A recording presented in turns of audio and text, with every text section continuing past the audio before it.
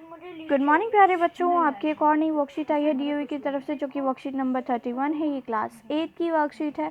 आज की worksheet science की वर्कशीट है और आज डेट है 5 फरवरी। आप इसे अच्छे से लेवल कर लेंगे। तो चलिए अपनी वर्कशीट शुरू करते हैं।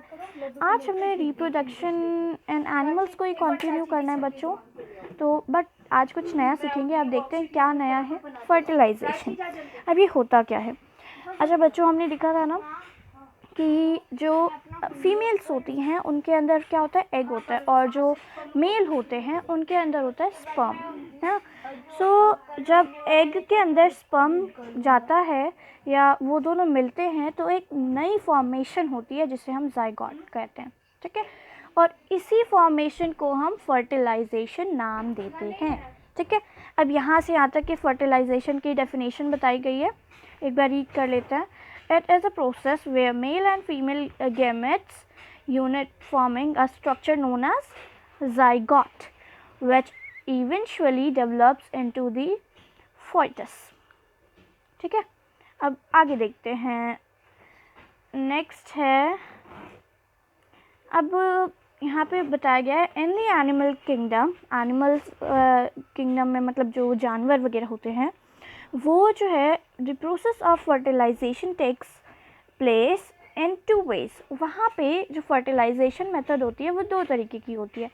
एक तो हो गया एक्सटर्नल फर्टिलाइजेशन और एक हो गया इंटरनल फर्टिलाइजेशन। अब इसमें बर्ड्स भी आते हैं, ठीक है। एनिमल्स में बर्ड्स और इंसेक्ट्स भी इंक्लूड हैं। सो इन एक्सटर्नल फर्टिलाइजेशन क्या होता है, जो एनिमल्स होते हैं, बर्ड्स होते हैं, इंसेक्ट्स होते हैं, वो डायरेक्ट किसी बेबी को बर्थ नहीं देते। वो जो है वो एक एग जो है वो रिलीज़ करते हैं। आपने देखा होगा ना, जो फ्रॉग होते हैं वो काफ़ी सारे, एक मान लो पॉन्ड है तो वहाँ पे काफ़ी सारे जो फीमेल फ्रॉग होती है वो सारे जो एग होते हैं उसको छोड़ देती है, रिलीज़ कर देती है। अब जब सारे एग बाहर आ गए तो अब एग आने से तो कोई फ़र्क नहीं पड़ता ना, उसके अंदर स्पर्म भी जाना चाहिए। तो क्या होता है कि जो मेल फ्रॉग होता है वो भी स्पर्म जो है वो स्पर्म में रिलीज़ कर देता है। अब उससे क्या हो जाता है, दोनों जो है वो मिल जाते हैं। जब दोनों मिल गए तो नई फॉर्मेशन, नया एक स्ट्रक्चर मिलेगा। उस स्ट्रक्चर को हम कहते हैं क्या, जाइगोट। अभी हमने देखा था। तो जब जो बर्ड्स और एनिमल्स एग को छोड़ते हैं या एक एग देते हैं, ज़्यादातर ये बर्ड्स में होता है और इंसेक्ट्स में होता है, ठीक है। तो फिर इसे हम कहते हैं external fertilisation. But internal fertilisation में ऐसा मतलब जैसे एग का सिस्टम नहीं होता है, डायरेक्ट जो बेबी होता है वही आता है। फॉर एग्जांपल आपने देखा होगा लायन जो है वो किसी एग को नहीं रिलीज़ करता, वो डायरेक्ट एक बेबी को बर्थ देता है ना। वैसे इसमें भी होता है इंटरनल फर्टिलाइजेशन में, जो पेरेंट्स होते हैं वो डायरेक्ट एक बेबी को बर्थ देते हैं। अच्छा आगे देखें। अब इसमें भी 2 चीज़ें हैं। जो एनिमल्स हैं उनको 2 हिस्सों में बांटा गया है, एक ओविपेरस और एक विविपेरस। अब ये होते क्या हैं, चलिए रीड करते हैं और समझते हैं। So in oviparous animals, these animals are egg laying. अब ओविपेरस में उन जानवरों को और उन बर्ड्स को, फिशेस को रखा गया है जो कि एग देती हैं, ठीक है। बट इन विविपेरस एनिमल्स वो जानवरों को, उन बर्ड्स को, बर्ड्स तो नहीं होते, वेल मे बी होते हों, लेकिन ज़्यादातर जो बर्ड्स होते हैं वो डायरेक्ट एग ही देते हैं और फिर उसको ले करते हैं। उसके बाद उसमें से नया बेबी जो है बर्ड्स का वो आता है। So but in viviparous animals इसमें क्या होता है कि जो एनिमल्स होते हैं वो एक ऑफस्प्रिंग को जन्म देते हैं डायरेक्ट, ठीक है। अब इसको एक बार अच्छे से रीड कर लेते हैं। Internal fertilisation observe the development of the embryo is through external means hard shells of egg provide protection. अब आपने एग देखा होगा, कई बार देखा होगा।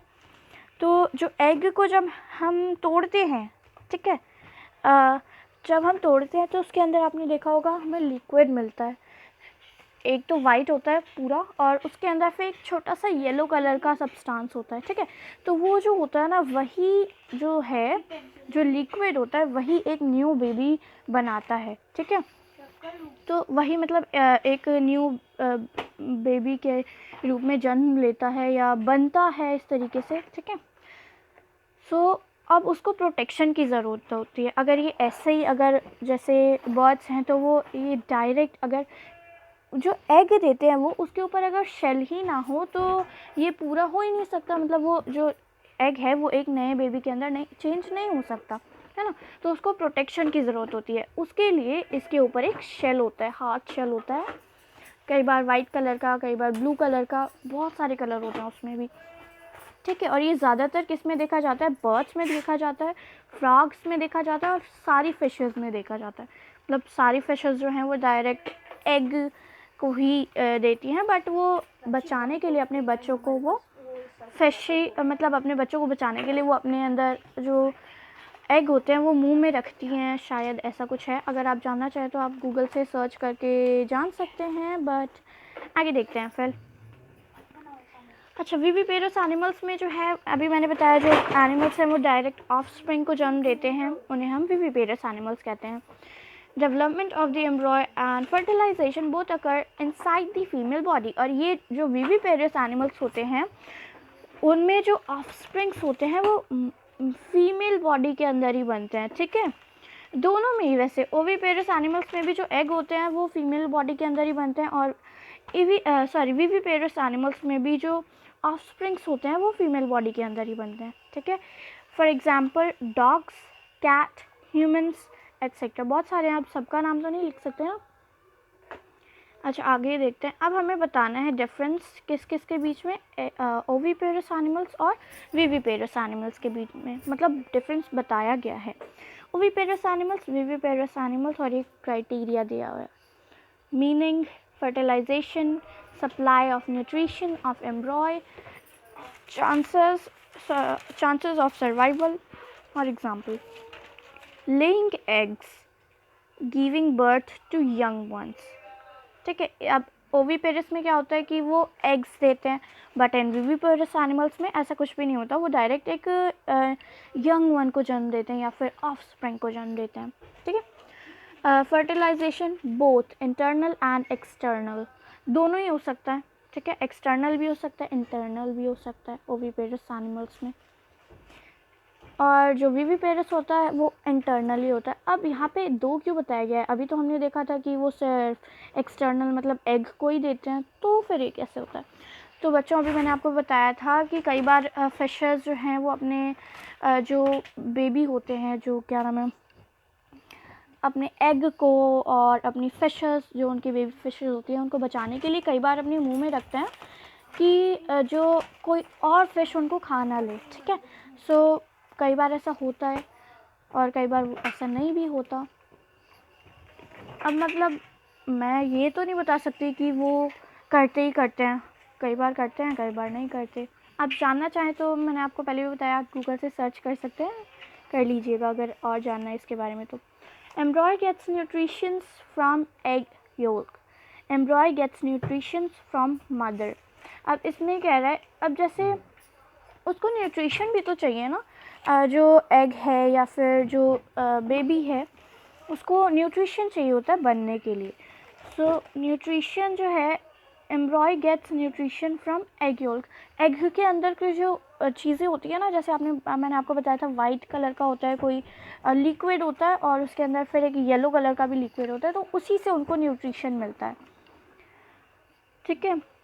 बट जो एम्ब्रॉय गेट्स न्यूट्रिशन, अब जो विविपेरस एनिमल्स हैं जो कि डायरेक्ट एक यंग वन को जन्म देते हैं, उनमें जो न्यूट्रिशन है वो उनकी मम्मा के थ्रू मिलता है। less as eggs are laid in external environment, more as nourishment and care is provided by mother. अब इसमें जो होता है ना, एग के ऊपर जो एक चीज़ बनी होती है, मतलब मैंने आपको बताया था ना शेल टाइप होता है जो कि बचाता है उस एग को, सॉरी उसके अंदर के जो लिक्विड होता है उसको बचाता है और किसी भी बेबी को बनने में हेल्प करता है, तो वो इसमें होता है। और इसमें जो प्रोटेक्शन होती है वो उसके मम्मा के थ्रू मिलती है। फॉर एग्ज़ाम्पल, अब ओविपेरस के एग्ज़ाम्पल कौन कौन से, फिश है, फिर एम्प्लीबियन है, ये कौन सा एनिमल्स है? रुको आपको इसकी पिक्चर दिखाती हूँ मैं। अच्छा बच्चों, जो एम्फीबियन हमने देखा ना, वो जो है वो सारे मतलब जो ये जो मतलब इंसेक्ट वगैरह होते हैं, जैसे लिजर्ड है और फ्रॉग है, इनको कहते हैं। ठीक है, चलिए अब वापस अपना रीड करते हैं।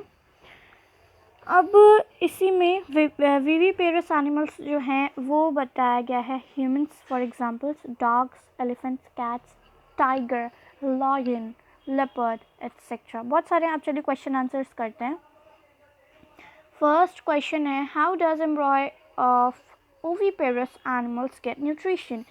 ओविपेरस एनिमल्स जो हैं उनको न्यूट्रिशन कैसे मिलता है? सो ओविपेरस एनिमल्स को न्यूट्रिशन मिलता है, यहाँ पर देखिए, embryo get nutrition from egg yolk. आप यहाँ से यहाँ तक लिख लीजिएगा। ठीक है, अच्छा नेक्स्ट देखते हैं, या फिर आप ये लिख सकते हैं, यही ठीक है, वैसे छोटा भी आपको समझ में भी आ जाएगा।